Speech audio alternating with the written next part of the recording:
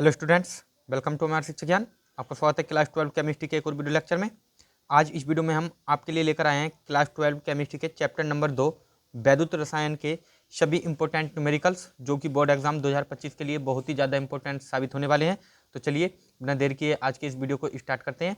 और इस वीडियो को स्टार्ट करने से पहले मैं आपको बता देना चाहता हूँ कि हम क्लास 12 केमिस्ट्री के जो इम्पोर्टेंट क्वेश्चंस हैं और साथ ही साथ जो चैप्टर 1, चैप्टर 2 और चैप्टर 3 के सभी इम्पोर्टेंट क्वेश्चंस और टॉपिक्स जो है अपने चैनल पर अपलोड कर चुके हैं, उनको आप देख सकते हैं हमारे चैनल के प्लेलिस्ट पर जाकर। तो चलिए, हमारा जो चैप्टर नंबर 2 है वैद्युत रसायन, उसके जो न्यूमेरिकल्स हैं, उसका पहला न्यूमेरिकल है, ये वर्ष 2020 में पूछा गया है और ये वेरी इंपॉर्टेंट न्यूमेरिकल है। चलिए देखते हैं।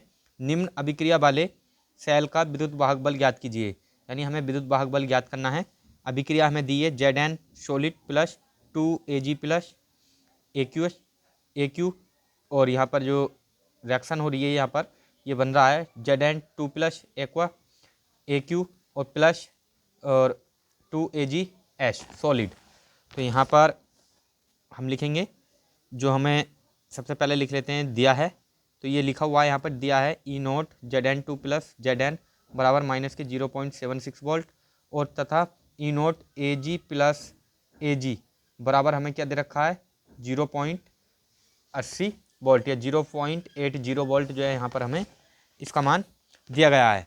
तो हम यहाँ पर देखेंगे कि जो Ag प्लस Ag है, यानी यहाँ पर Ag प्लस Ag ये किसका कार्य करेगी, ये कैथोड का कार्य करेगी और Zn2 प्लस ये एनोड का कार्य करेगी, क्योंकि यहाँ पर जो Ag है, Ag का जो विभव है वो ज़्यादा है और इसका कम है, इसलिए ये क्या होगा, ये होगा हमारा कैथोड और ये एनोड होगा।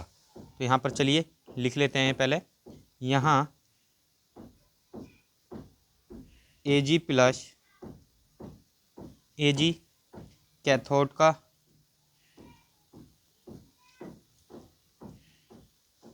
तथा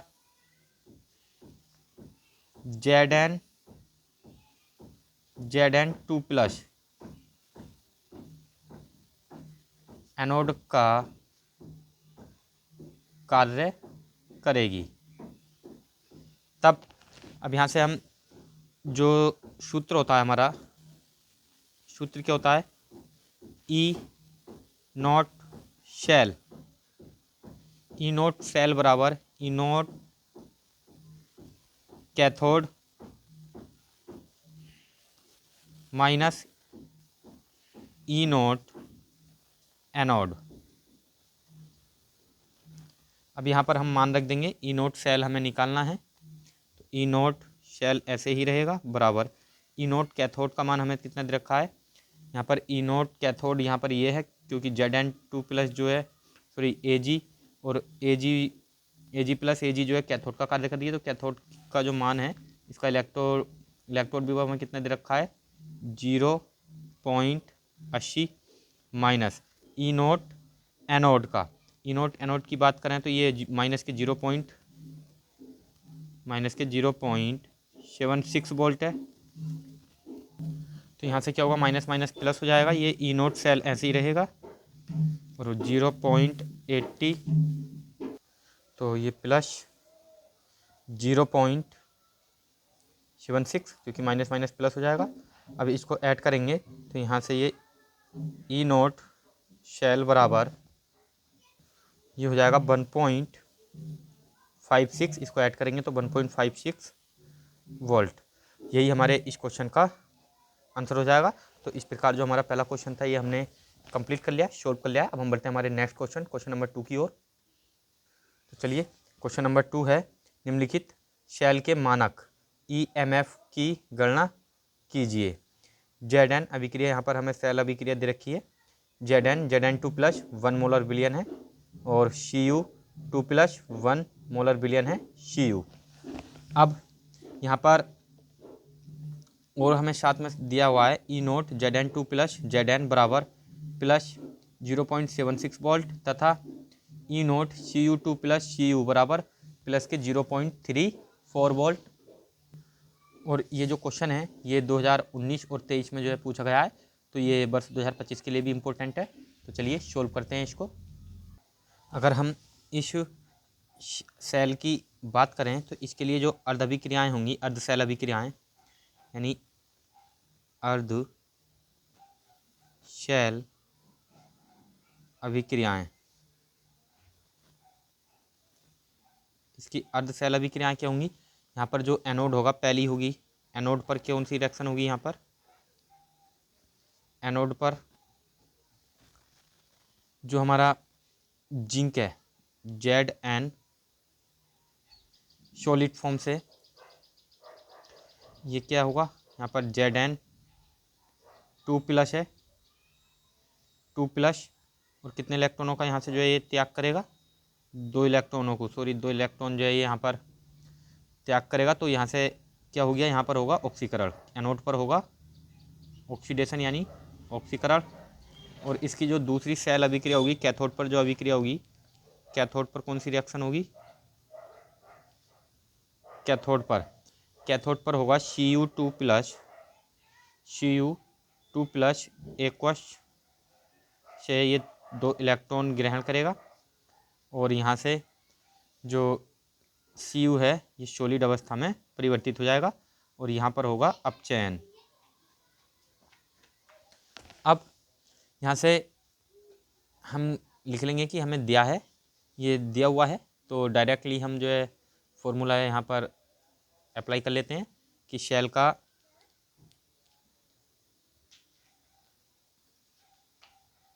मानक EMF इलेक्ट्रोमैग्नेटिक फोर्स ये क्या होता है? ये होगा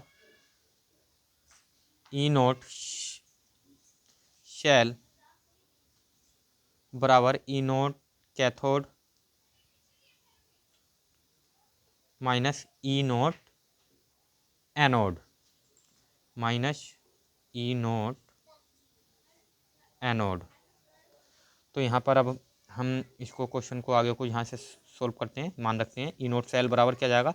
E0 कैथोड, यहाँ पर कौन सी रिएक्शन हो रही है? ये Cu2+ 2E, और Cu2+ से Cu जो है ये बन रहा है, तो ये इसका मान दे रखा है हमें प्लस 0.34 वोल्ट, 0.34 वोल्ट माइनस, अब ये E0 एनोड, तो यहाँ पर ये मान जो है हमसे जो है थोड़ा मिस्टेक हो गई है, यहाँ पर ये माइनस होना चाहिए, माइनस जो है क्वेश्चन में माइनस दिया गया है हमें, तो यहाँ पर माइनस कर लीजिएगा आप भी। तो ये माइनस ऐसे ही, और ये मान रखेंगे हम E0 Zn2+ या Zn का, जो कि किस पर हो रही है रिएक्शन? कैथोड पर हो रही है, सॉरी एनोड पर हो रही है, तो माइनस के 0.76। अब यहाँ से ये E0 सेल की बात करें हम, E0 सेल बराबर ये प्लस का 0.34 ऐसे ही रहेगा, और ये ऐड हो जाएगा माइनस माइनस प्लस, ये बन जाएगा 0.76।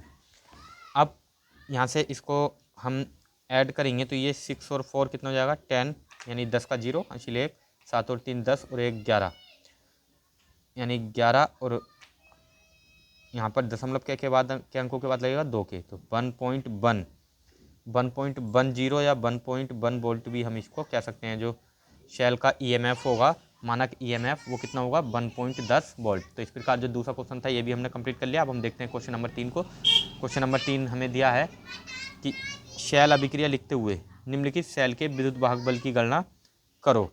Cu2+ 1 मोलर विलयन, और Ag का 1 मोल दे रखा है यहाँ पर Ag, ये हमें सेल अभिक्रिया दे रखी है। और E0 Cu2+ Cu का जो पोटेंशियल है वो दे रखा है 0.34 वोल्ट, और E0 Ag+ Ag बराबर हमें दे रखा है 0.80 वोल्ट।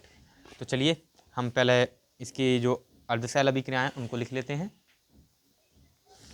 तो चलिए यहाँ पर हम लिखेंगे कि Cu का जो यहाँ पर Cu का E0 OP, यानी Cu का जो ऑक्सीडेशन पोटेंशियल है, ऑक्सीडेशन पोटेंशियल वो क्या है, अधिक है। ऑक्सीकरण विभव यहाँ पर Cu का ज़्यादा है, अतः Cu क्या होगा, एनोड होगा, Cu एनोड तथा Ag कैथोड होगा। Ag क्या होगा, कैथोड होगा, क्योंकि यहाँ पर जो Cu है उसका जो विभव है, ऑक्सीकरण विभव वो अधिक दिया हुआ है और Ag का ऑक्सीकरण विभव क्या है, कम है। तो इसीलिए जो Cu है वो क्या होगा, एनोड का कार्य करेगी और जो Ag है वो कैथोड का कार्य करेगी। तो हम इसकी अभिक्रियाओं को लिखते हैं। यहाँ पर जो पहली अभिक्रिया होगी ये क्या होगी, Cu। ये किस पर होगी, ये होगी हमारी एनोड पर। एनोड पर Cu2 प्लस 2 इलेक्ट्रॉन यहाँ से त्यागेगा ये, और यहाँ पर क्या हो रहा है, ये ऑक्सीकरण हो रहा है। और दूसरा 2Ag प्लस, और ये 2 इलेक्ट्रॉन जो है ग्रहण करेगा और यहाँ से बनेगा 2Ag, और यहाँ क्या होगा, अपचयन। अब यहाँ पर जो इनके मान दिए हैं ये हम लिख लेते हैं डायरेक्टली, हम सूत्र जो है लगा देते हैं। सूत्र क्या होता है, ई नोट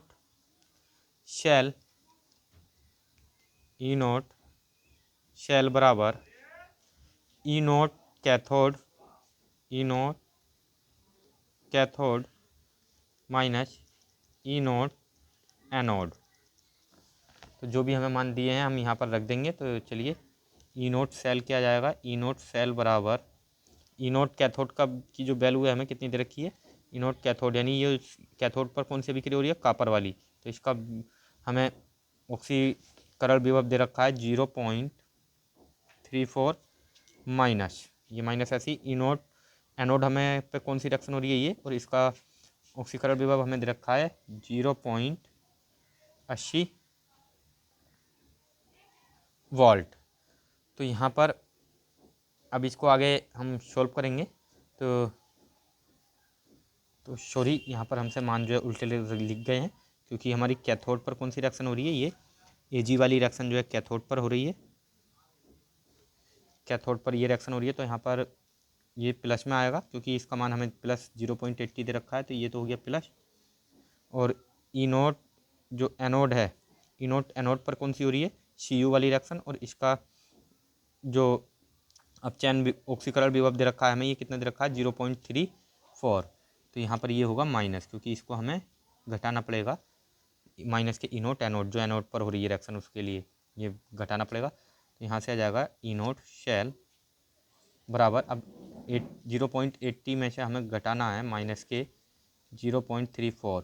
तो ई नोट सेल की जो वैल्यू आएगी कितनी आएगी, 80 में से 34 घटाएंगे तो कितना बचेगा, यानी इधर को दाहिने लेंगे 10, 10 में से 4 गया 6, और यहाँ 7 बचेगा, 7 में से 3 गया तो 4, और 0.46 वोल्ट ये इसका इलेक्ट्रोमेटिव फोर्स आ जाएगा, विद्युत वाहक बल जो है यहाँ पर निकल कर आ जाएगा। तो इस प्रकार जो ये क्वेश्चन था ये भी आपको अच्छी तरह समझ में आ चुका होगा। तो चलिए अब हम बढ़ते हैं हमारे नेक्स्ट क्वेश्चन की ओर।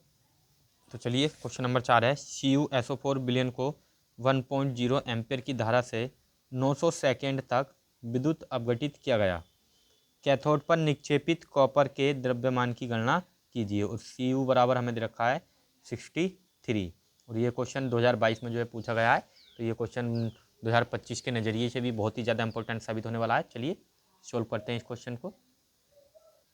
तो कॉपर का जो निक्षेपण होगा वो उसमें किस प्रकार की अभिक्रिया होगी, कॉपर के निक्षेपण में अभिक्रिया, निक्षेपण में अभिक्रिया, तो ये रिएक्शन होगी, क्या होगा, यानी जो कॉपर Cu2 प्लस एक्वस है, Cu2 प्लस एक्वस से यानी AQ से ये कौन सी फॉर्म में जा रहा होगा, ये जा रहा होगा 2E माइनस, यानी कॉपर सॉलिड फॉर्म में जो है ये कन्वर्ट हो रहा है, तभी तो निक्षेपित होगा। जब सॉलिड फॉर्म में बनेगा तो यहाँ पर 2 इलेक्ट्रॉन जो है यानी कॉपर ने ग्रहण किए हैं, तब जाकर जो है ये Cu सॉलिड में परिवर्तित हुआ है। तो यहाँ पे लिखेंगे अतः 1 मोल Cu सॉलिड कितना दे रखा है, इसका परमाणु भार भी लिख लेते हैं हम 63, वजन लिख लेते हैं 63 ग्राम। यहाँ पर दे रखा है 63 ग्राम को निक्षेपित करने के लिए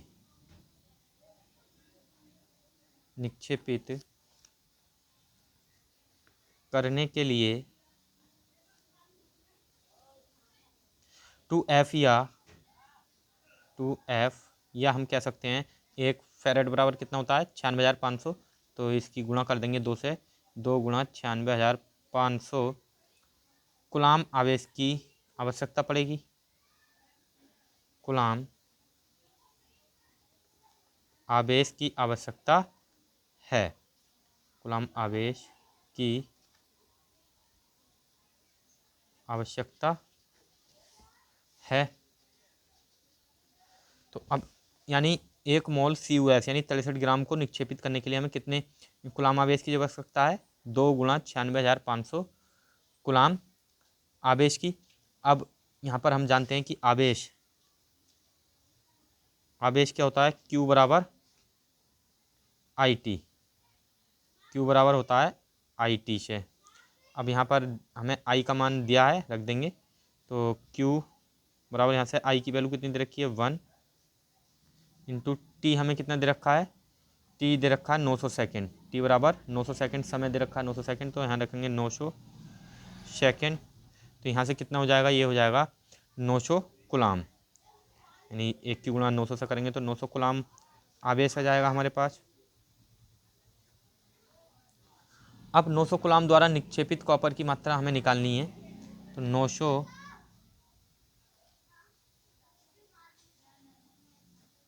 कूलाम द्वारा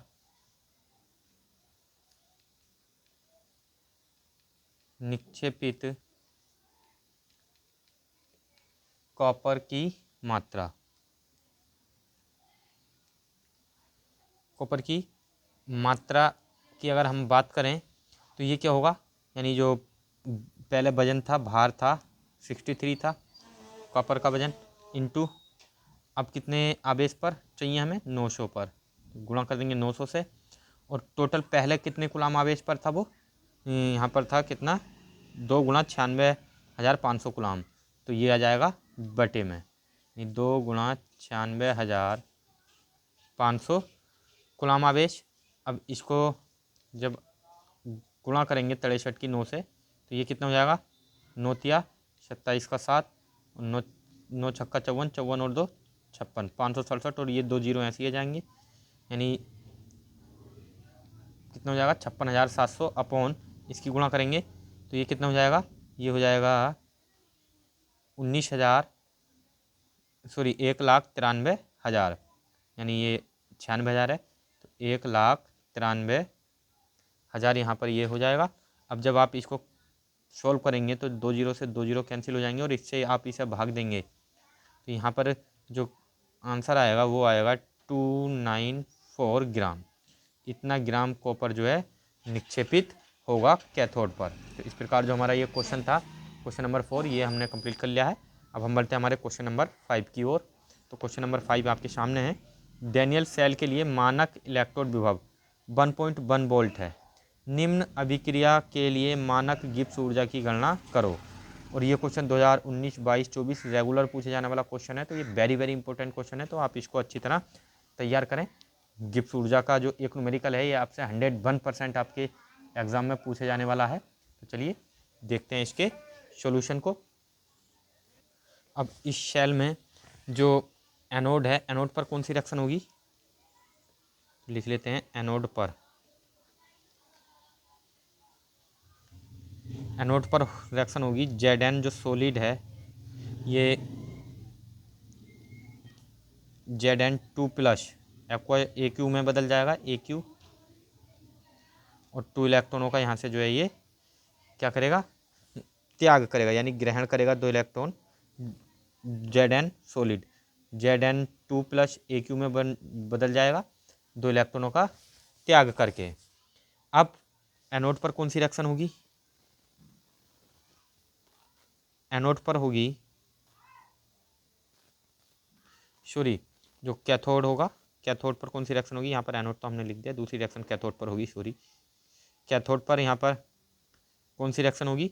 ये होगी Cu2 प्लस से क्या बनना है? Cu सॉलिड, यानी Cu2 प्लस एक्वस से क्या बन रहा है? Cu बन रहा है। तो यहाँ पे 2 इलेक्ट्रॉन जो है ये ग्रहण करेगा और किसमें परिवर्तित हो जाएगा? Cu सॉलिड फॉर्म में ये कन्वर्ट हो जाएगा, परिवर्तित हो जाएगा।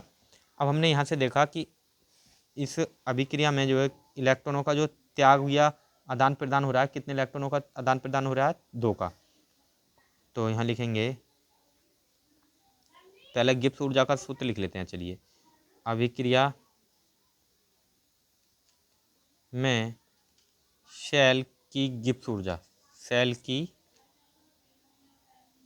गिब्स ऊर्जा क्या होगी?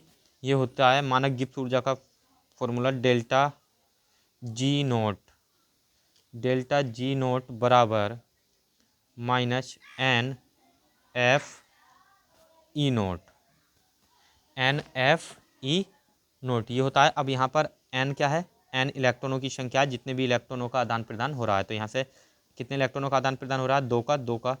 तो एन बराबर, तो यहाँ से कितना जाएगा? 2, एन बराबर 2। और एफ यहाँ पर क्या है? एफ है फैराडे नियतांक, और इसका मान कितना होता है? 96,500 कूलम आवेश होता है, यानी एफ बराबर होता है 96,500 कूलम।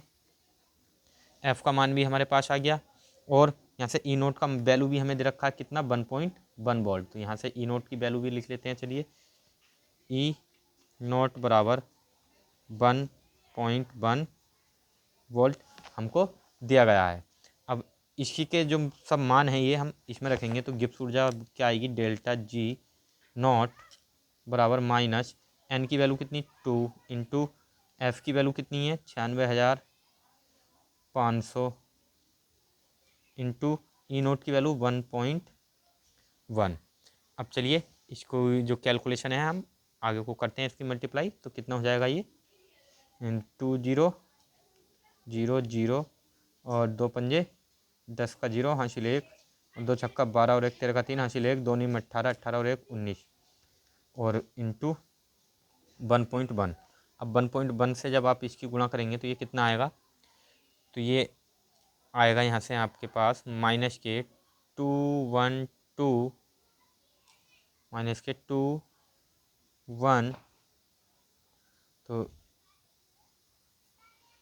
2300, यानी 212300। यहाँ से जब इसकी आप गुणा करेंगे तो ये आ जाएगा, और इतने इलेक्ट्रॉन वोल्ट यहाँ पर कूलम वोल्ट, सॉरी क्या हो जाएगा?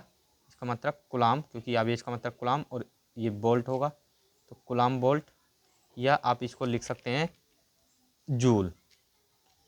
क्या लिख सकते हैं? जूल भी हम इसको लिख सकते हैं। गिब्स ऊर्जा का मतलब माइनस के 212300 जूल ऊर्जा क्या होगी? यहाँ से मानक गिब्स ऊर्जा की वैल्यू होगी। तो इस प्रकार जो हमारा ये क्वेश्चन था, क्वेश्चन नंबर 5, ये भी हमने कंप्लीट कर लिया। अब हम बढ़ते हैं हमारे नेक्स्ट क्वेश्चन की, जो कि आज का इस चैप्टर का सबसे इम्पोर्टेंट क्वेश्चन और अंतिम क्वेश्चन है। तो चलिए देखते हैं क्वेश्चन नंबर 6 को। तो क्वेश्चन नंबर 6 आपके सामने है। 0.05 मोल प्रति लीटर या mole litre inverse NaOH billion के कॉलम का व्यास 2.0 सेमी एवं लंबाई 100 सेमी है। बिलियन की कॉलम का विद्युत प्रतिरोध 5.55 गुणा 10⁻³ ओम है। इसकी प्रतिरोधकता, चालकता एवं मोलर चालकता का परिकलन कीजिए। हमें क्या क्या निकालना है? एक तो प्रतिरोधकता निकालनी है, दूसरा चालकता, और तीसरा मोलर चालकता का परिकलन करना है। ये 2023 में क्वेश्चन जो है पूछा गया है, तो हो सकता है ये 2025 में भी पूछा जाए, तो ये क्वेश्चन वर्ष 2025 के लिए भी बहुत इंपॉर्टेंट है। तो चलिए बढ़ते हैं इस क्वेश्चन के सॉल्यूशन की ओर। तो चलिए लिख लेते हैं क्या क्या दिया है।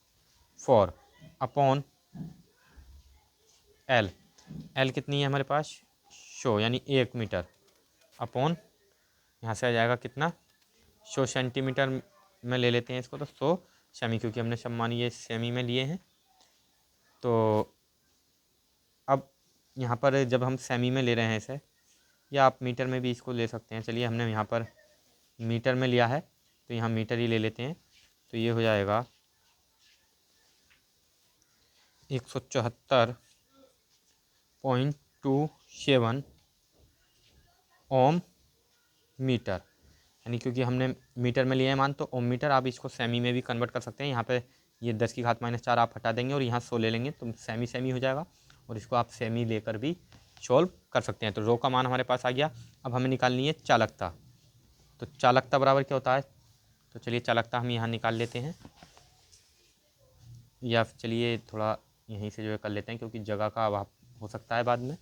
तो चालकता को हम किससे प्रदर्शित करते हैं, ये करते हैं हम कप्पा से। ये कप्पा है, ध्यान रखेंगे, कप्पा इक्वल टू क्या होता है, 1/ρ, यानी जो विशिष्ट प्रतिरोध होता है या प्रतिरोधकता के व्युत्क्रम को हम क्या कहते हैं, चालकता कहते हैं। अब यहाँ पर मान रखेंगे तो ये एक ऐसे ही अपॉन रो की वैल्यू हम यहाँ से रख देंगे, रो की वैल्यू 1.174.27। अब यहाँ पर ये हमने जो मान लिखा है ये सेमी है के अकॉर्डिंग लिखा है, तो आप यहाँ पर सेमी लिख लीजिएगा,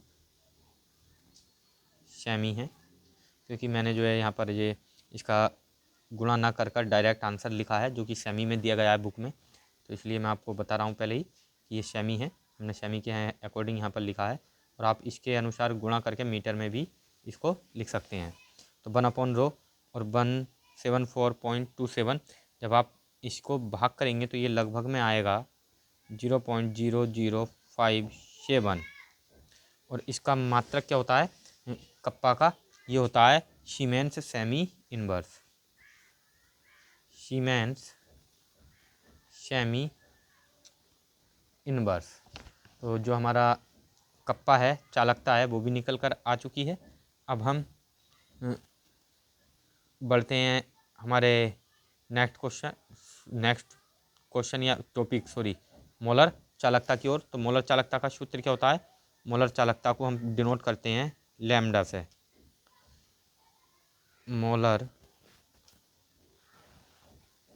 मोलर चालकता लैम्डा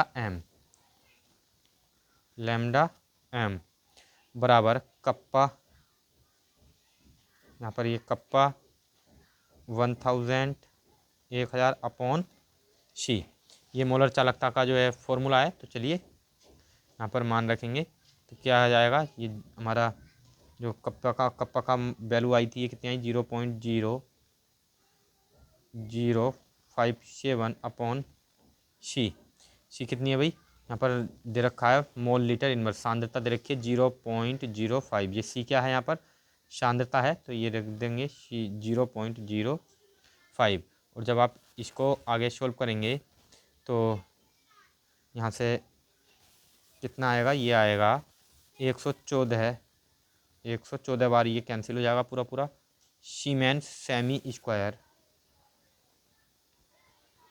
सीमेंस जो मोलर चालकता है उसका मात्रक है siemens semi square mole inverse.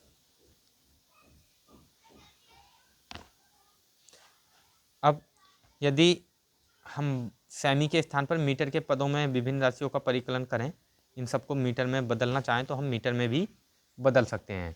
तो हमने यहाँ पर सबको जो है किस में लिया है, सेमी में लिया है, और मुझे उम्मीद है कि ये क्वेश्चन आपको अच्छी तरह समझ में आ चुका होगा। पहले हमने क्या निकाला, पहले निकाला विशिष्ट प्रतिरोध, फिर चालकता, फिर मोलर चालकता, और आपको जो है ये क्वेश्चन भी बहुत अच्छी तरह समझ में आ चुका होगा। तो चलिए हमारा जो ये न्यूमेरिकल थे ये हमने कंप्लीट कर लिए हैं, और मुझे उम्मीद है कि ये आपको अच्छी तरह समझ में आ चुके होंगे। अब आप अपने बोर्ड एग्ज़ाम में चैप्टर 2 से संबंधित कोई भी न्यूमेरिकल नहीं छोड़कर आने वाले हैं, और यदि आपको क्लास 12 से संबंधित कोई भी किसी भी सब्जेक्ट का वीडियो चाहिए या किसी भी टॉपिक से संबंधित वीडियो चाहिए तो आप मुझे कमेंट बॉक्स में बताएं, मैं आपके लिए उस टॉपिक पर वीडियो अवश्य बना कर दूंगा। मैं आपके लिए रेगुलर मेहनत कर रहा हूं, तो प्लीज़ इस वीडियो को ज़्यादा से ज़्यादा शेयर और लाइक और सब्सक्राइब करना ना भूलें। Thanks for watching.